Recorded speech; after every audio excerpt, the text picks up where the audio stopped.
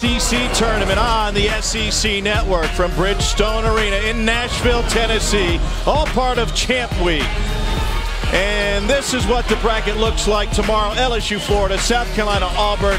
Then the heavy artillery moves in. The fans will be packed from Tennessee and Kentucky. And still later tonight, Mississippi State and A&M. So from the bracket to bracketology, here's what's on the line for Alabama. The team shaded have all lost, and Alabama still has an opportunity because only shots. They're going to see if they can follow it up. Talking with an SEC assistant earlier today, there's a steal by Tyree, and it's pinned. Riley Norris finds it for Bama. Tide coming the other way. Kyra Lewis. The idea that the length of Alabama can give this. Ingram can't get it to go. Dante Hall is there. Good find. Tyree shakes his head. In the SEC and conference games in effective field goal percentage. One of the reasons, as Avery said, it's so important to get in inside to him. Here's Galen Smith. Well, they've got 2 buckets again by the rim. Jones, a terrific defender. Great pass. And a foul and 1. Galen Smith will go to the line and try to make it a 3-point play. I mentioned Herbert Jones, great defender. He's getting better offensively. Not a great shooter yet, but ability to put it on the floor with his length at 6'7". Long arms, long reach, terrific play because he draws the low man defensively. Ball ended up taking it off the rim. Terrific block. Look at his body, how far he keeps it away from the offensive player. Surprised bringing Tyree, didn't he? Yeah, really did. I think Tyree right now is probably forcing the issue a bit. Trying to do too much. Happens when you come in, you're an all-league player. You want to put on a show in the tournament. Tevin Mack hits that one, and he can light up in a hurry himself. Middle, turn face, see if it's open to look. If not, out to the other side. You get wide open looks. Both Buffin and Stevens, and a corner 3 for Tevin Mack. Maybe starting to heat up. And that's a tough shot. Remember, he made 6 threes in the win against Kentucky. Great Dante Hall with the slam. Terrific pass by Lewis. Alabama has turned it up. They've made 5 of their last 6 field goals, and they've closed to within 6. If you miss shots and can get out to run, especially a big guy like Hall that can run the floor, no match for him around the rim from this Ole Miss team. And Ole Miss has missed enough. How they handle it. Move the basketball. Now Mack's at 3. He's going to take more shots. I think it was partially blocked by Schuler. Ended up with Reese, and Galen Smith stays in the game. By the way, those technical fouls each represent the 3rd personal foul for both Henson and Smith. And now Tevin Mack out of the timeout nails a triple. He's got 15. And what kind of game? The movements back and forth. Rarely do they sit down. Here's Mack for 3 again. He's got it going. 18 for Tevin Mack. It's a 5-point game. Tommy takes a shot with his leaning back his back, so you can't get to it. The release is the top of his head. Back leans backwards. You're not going to get to the shot to block it.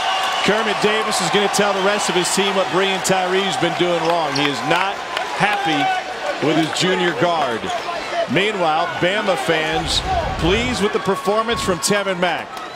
You must make shooters put it on the floor, and they've not done it. Tevin Mack's got the Tide back in this ball game. Just rely on a jump shot one-on-one with a guy hand in your face. It's more difficult. And 1.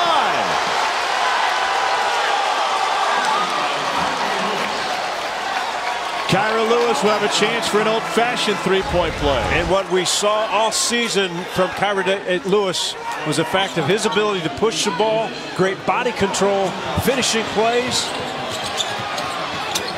and the defense on their heels. DC Davis. Even he's a better face-up guy anyway. Bama hasn't led since it was 2-0. Now it's back. Kyra Lewis. Mismatch. Reese has the size. Stevens helps out. Dante Hall, jam and 1.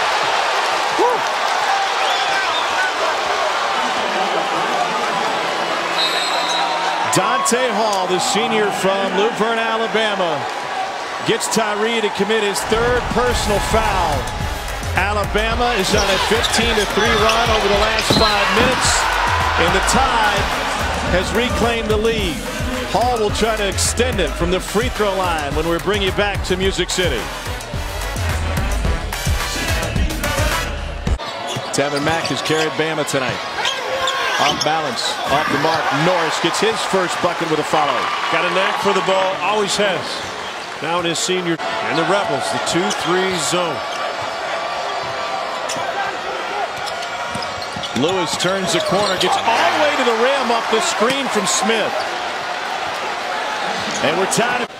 And when he turns, there's a screen down low by Hall. So once he turns, the low guy, again, Stevens with a bad ankle, can't get around to defend. That's an easy bucket against a 2-3 zone on the offense. On the previous possession, the freshman point guard, Kyra Lewis, threw it. They led for most of the first half. Wow, Terrence Davis had the curl, put it on the floor, make a play. Stolen by Lewis. Davis has been awful the second half. The freshman. Oh, jammed back by John Petty. Bama by a deuce. Petty's first bucket of the night. Under a minute to go.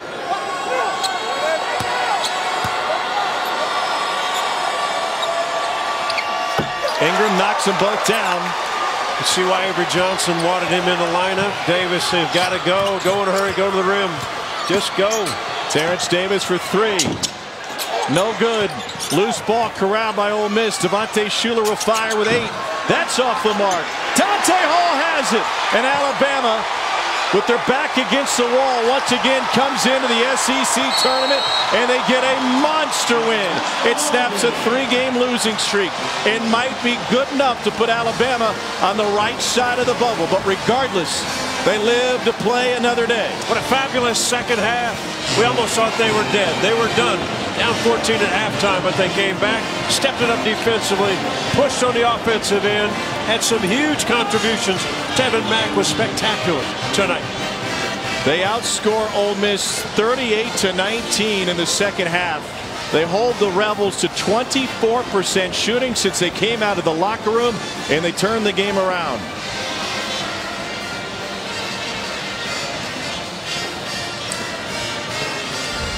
A brief trip to Nashville for Ole Miss. Alabama. Watch father-son right here. Watch Avery Jr. Boom. Pretty good.